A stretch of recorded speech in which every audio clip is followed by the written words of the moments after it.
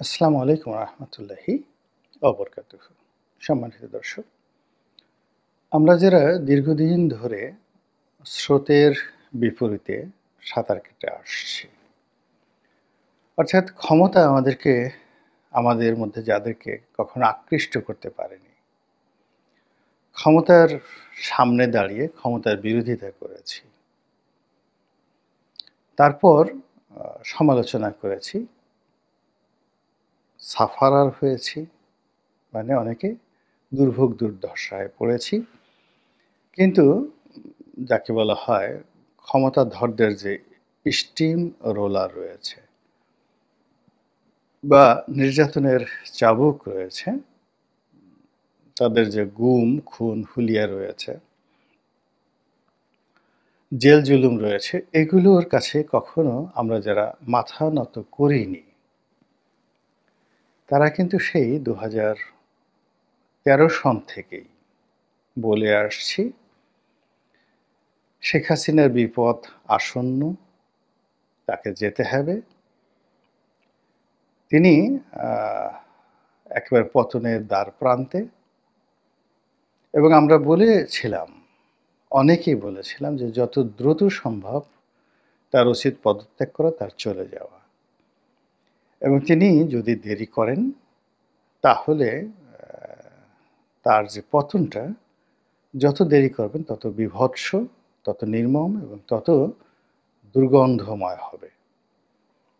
এবং আমার মনে আছে যে 2014 সনে যখন সেই বিনা প্রতিদ্বন্দ্বিতার নির্বাচন হলো, নির্বাচনের ঠিক 7-8 দিন পর একটা টকশো হলো তৃতীয় মাত্রাতে।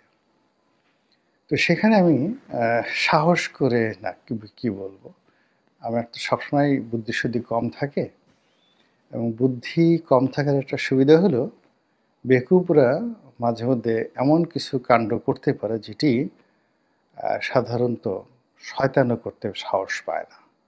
মানে বোকাদের এই একটা ভালো দিক। তারা দিদারসে হিমালয় পর্বতে উঠে যায়, পর্বতে ওঠার জন্য কোনো প্রস্তুতি ছাড়াই হিমালয়তে উঠে যায়, মরে যায়। আবার হিমালয়ে উঠে যদি কেউ যায়, সেখান থেকে লাফ দিতেও বোকাদের কোনো সমস্যা হয় না। কিন্তু শয়তান সেটা কখনো করে না। মানে শয়তান মানে চালাক, বুদ্ধিমান এবং যুক্তিবাদী লোকজন। এই যে ইবলিসকে আমরা বলি, ইবলিস কিন্তু খুব ক্যালকুলেটিভ, ভীষণ রকম ক্যালকুলেটিভ। এবং সে আল্লাহকে যখন বিভিন্ন প্রশ্ন করেছিল, মানে গাফেল হওয়ার আগে, আল্লাহ যখন বললেন যে তুমি আদমকে সেজদা করো, তো তিনি যুক্তি তুলে ধরেছিলেন যে আমি তো ঊর্ধ্বগামী, আমাকে আগুন দিয়ে তৈরি করা হয়েছে, আগুন তো ঊর্ধ্বগামী, আর আদমকে তৈরি করা হয়েছে মাটি দিয়ে, তা মাটি তো নিম্নগামী। তো নিম্নগামীর কাছে ঊর্ধ্বগামী তো কখনো মাথা নোয়াতে পারে না। দেখেন তো কত সুন্দর যুক্তি। তো এখন এই যুক্তি যাদের রয়েছে ক্ষমতা লেহন করার জন্য, ক্ষমতা ভোগ করার জন্য, ক্ষমতার স্বাদ নেওয়ার জন্য, তারা সব যুগেই ছিল। সেই স্বাধীন বাংলাদেশের ৭১ থেকে আজ অবধি, এমনকি মুক্তিযুদ্ধের সময়ও পাকিস্তানিদের দাবিদারি করা, দালালি করার জন্য তাদের অনেক যুক্তি তখনও ছিল, এখনও আছে। তো এরকম আমরা কিছু লোক সবসময়তেই এরকম দুর্ভোগ দুর্দশার মধ্যে ছিলাম। তো তারা যে ভুলটি করেছি, সেই ভুলটি করেছিল আমরা মানে সবসময় সমস্যাগুলো বলেছি, সমাধান বলিনি। যেমন শেখ হাসিনাকে চলে যেতে হবে। আমি বলেছিলাম সে 2014 সনে যে কথাটি, সেটা হলো যে এমন দিন আসছে যে শেখ হাসিনা তার পতনের পর তার অফিস খোলার মতো একটা লোক খুঁজে পাওয়া যাবে না, ভাড়া করে নিতে হবে। এবং আমি দুষ্টুমি করে বলছিলাম যে হয়তো আমাকেই ভাড়া করে নিতে হবে। এখন দেখুন তো যে আওয়ামী লীগের অফিসগুলোর অবস্থা কি। আওয়ামী লীগের এক নেতা টেলিফোন করলেন, তো বড় নেতা, বেশ বড় নেতা। তো আমি বললাম যে আপনি কেন অফিসে যাচ্ছেন না, বা যদি শেখ হাসিনা আপনাকে আওয়ামী লীগের সেক্রেটারি বানান, তো আপনি কি গুলিস্তানে গিয়ে অফিসের সামনে দাঁড়াতে পারবেন? তো তিনি বললেন অসম্ভব ব্যাপার, আমার পরিবার তো আমাকে আর জীবনে রাজনীতিই করতে দেবে না। তো এই হলো মানে আওয়ামী লীগের পরিণতি। তো যে কথাটি ১৪ সনে বলেছিলাম যে আওয়ামী লীগের এইরকম একটা পরিণতি হবে। সেকেন্ডলি যেটা বলেছিলাম যে আওয়ামী লীগ এই নির্বাচনের ফলে একটা মৃত দলে পরিণত হয়েছে। পচা লাশে পরিণত হয়েছে। তো সেই পচা লাশটি তারা মাথায় নিয়ে ঘুরছে, মৃত এবং দুর্গন্ধযুক্ত। আর সবাইকে তারা বলছে যে এটা একটা জীবন্ত জিনিস। কিন্তু তারা নিজেরা জানে এটা একটা পচা। তো ফলে কি হচ্ছে? ওই যে যেহেতু পচা লাশটি যে মাথায় নিয়ে ঘুরে, ওই লাশের গন্ধ, লাশের বীভৎসতা যার মাথায় সে বুঝতে পারে। আমরা দূর থেকে দেখছি যে ওই লোকটি একটা লাশ নিয়ে যাচ্ছে। এটা দেখে আমরা অনেকে নাক ছিটকাই। কিন্তু যে লোকটি এই লাশ কাটে বা মাথায় নিয়ে যায় বা বহন করে, তার এই লাশের গন্ধ, লাশের আকার আকৃতি সবকিছু মিলে তার মনের উপরে কিন্তু একটা নেতিবাচক প্রতিক্রিয়া পড়ে। তো আওয়ামী লীগ এই যে ২০১৪ থেকে একটা পচা দুর্গন্ধময় পুঁতিময় লাশ, ওটাই নিয়ে আমি বলছিলাম যে এটা যত দূরে যাবে, যত দূরে যাবে, যত দিন হবে তত এটা দুর্গন্ধ ছড়াতে থাকবে। এটা অতি দ্রুত এটাকে দাফন-কাফন করা উচিত। তারপরে বলেছিলাম যে আরেকটি বিষয় নিয়ে আওয়ামী লীগের অবস্থান বোঝানো যায়। ধরুন এখন যদি আওয়ামী লীগের পতন হয়, ২০১৪ সনের কথা বললাম, তাহলে ধরুন দোতলা থেকে আওয়ামী লীগ পড়লো, ঠ্যাং ভাঙলো। যদি ৫ বছর হয়, ১০ তলা থেকে তাদেরকে পড়লে যে পরিণত হয় সেরকম। যদি ১০ বছর হয়, তাহলে তাদের পতন হবে ১০০ তলা বিল্ডিং থেকে পড়লে একটা মানুষের যে অবস্থা হয় তদ্রূপ। এবং আরও বলেছিলাম যে আমাদের যে রাজনীতি, সেই রাজনীতির যে ধরন এবং প্রকৃতি, তাতে কোনো স্বৈরশাসক ১০ বছর অতিক্রান্ত করতে পারেনি বা অতিক্রম করতে পারেনি। আওয়ামী লীগও পারবে না।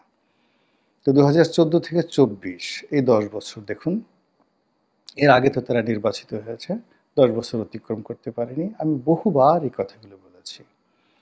আবার এই যে এখন যে অরাজকতাগুলো চলছে এই মুহূর্তে, সরকারের যে অরাজকতাগুলো চলছে, এটা নিয়ে বলছিলাম যে ডক্টর মোহাম্মদ ইউনূস ক্ষমতায় এসেছেন, এটা শেষ নয়। অনেকগুলো গেম আসবে সামনে এবং এটা আমি লিখেছিলাম সম্পাদকীয় রূপে দৈনিক বাংলাদেশ প্রতিদিনে যে আমাদের দেশের সেই 1954 থেকে যখন ক্ষমতার পালাবদল হয় অসাংবিধানিকভাবে, দুর্ঘটনার মাধ্যমে, বিদ্রোহের মাধ্যমে, বিপ্লবের মাধ্যমে, সেখানে পরপর ৩টি দুর্ঘটনা ঘটে।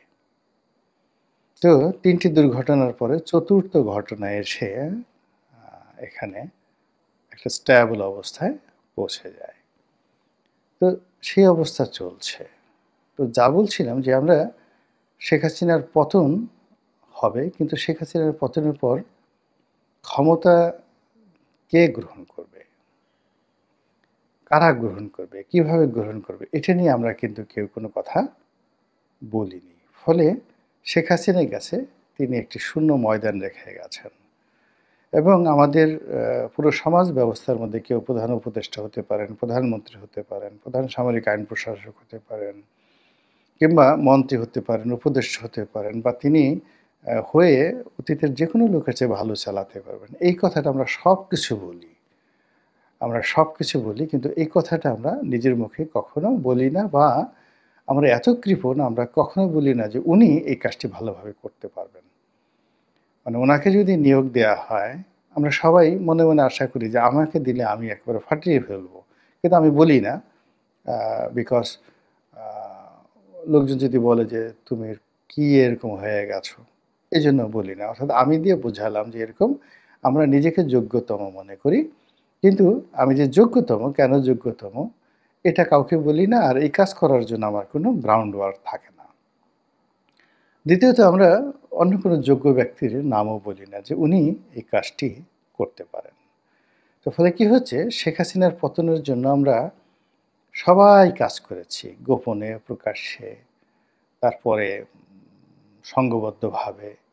একাকী, নীরবে, নির্জনে, যে যার অবস্থান থেকে।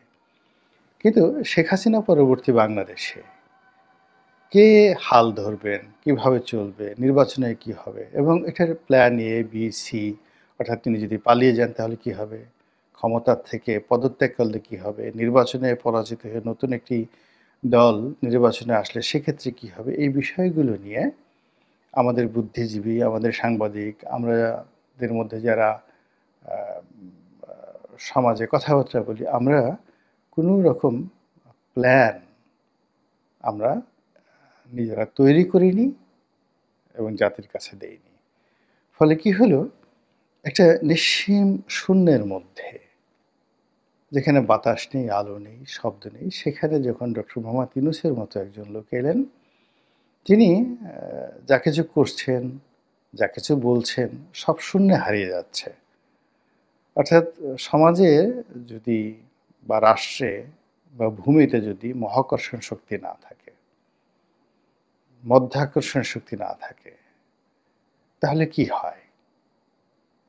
আ এই পৃথিবী যে যখন কেয়ামত হবে তখন কি হবে? এই পৃথিবীর বন্ধনটা শেষ হয়ে যাবে।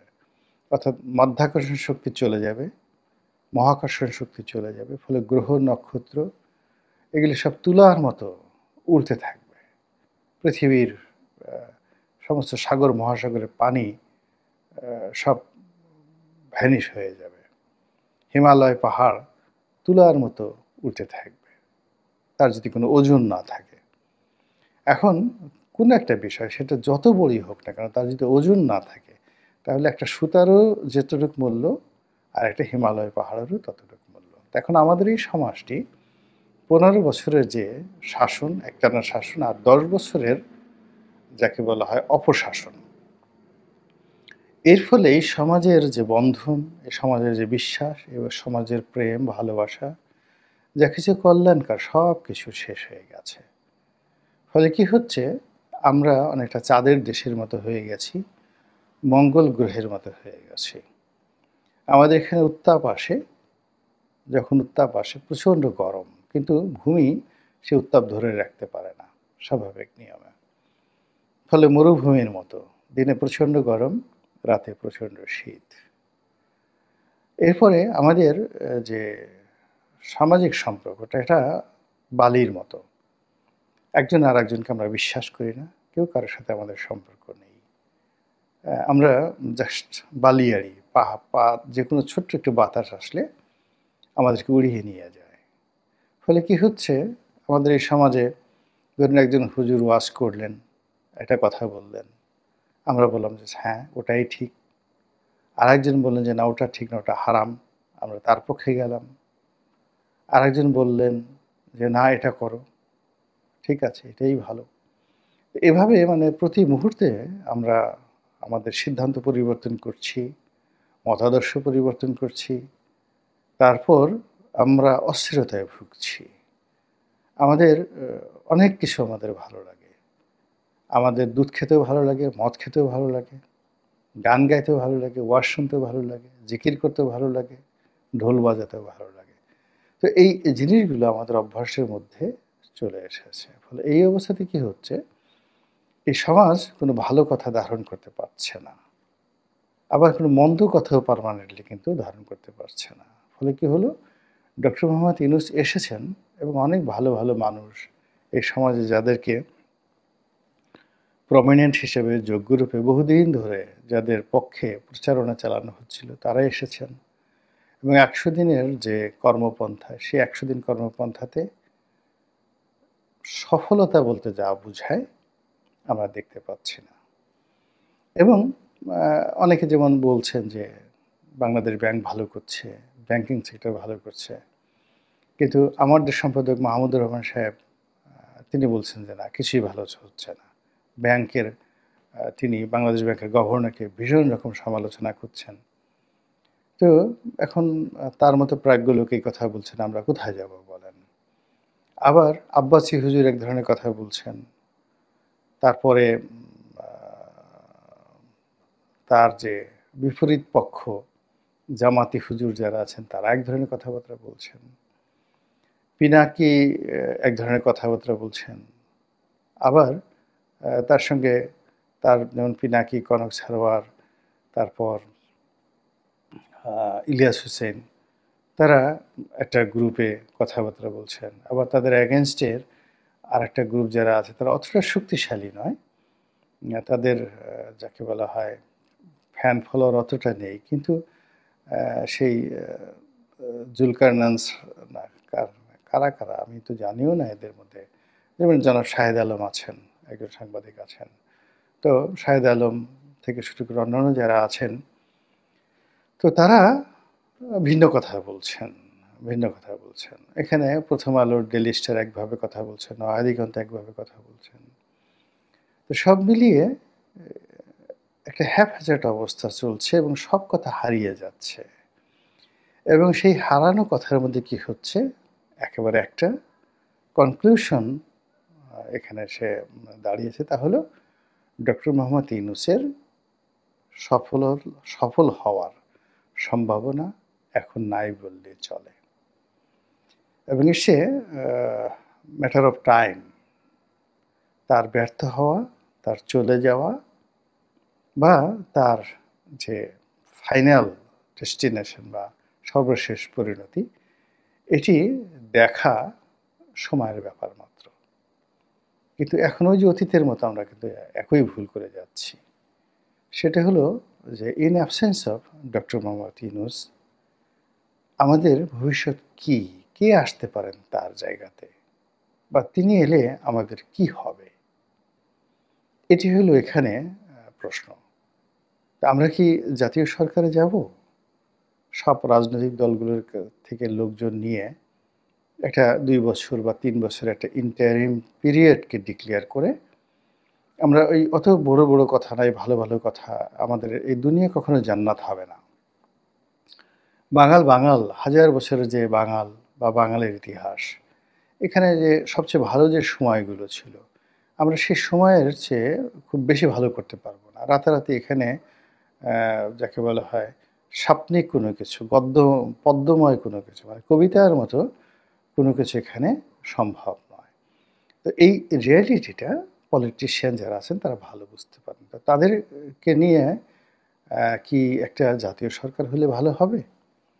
নাকি অ্যাবসোলিউটলি একটা জরুরি অবস্থা জারি করে একটা মিলিটারি শাসন আ সেটা জারি করলে ভালো হবে। তো এই দুটো অপশন ছাড়া আসলে এই মুহূর্তে বিকল্প কোনো অপশন নেই। কিন্তু আমরা ওই একই অবস্থা আমরা ইউনূস সাহেবকে সমালোচনা করছি, ওই পর্যন্তই থাকছি। কিন্তু দ্বিতীয় যে পার্টটি, সেই পার্টটি আমরা কখনো বলিনি যেটা আমি আজ এখানে বললাম।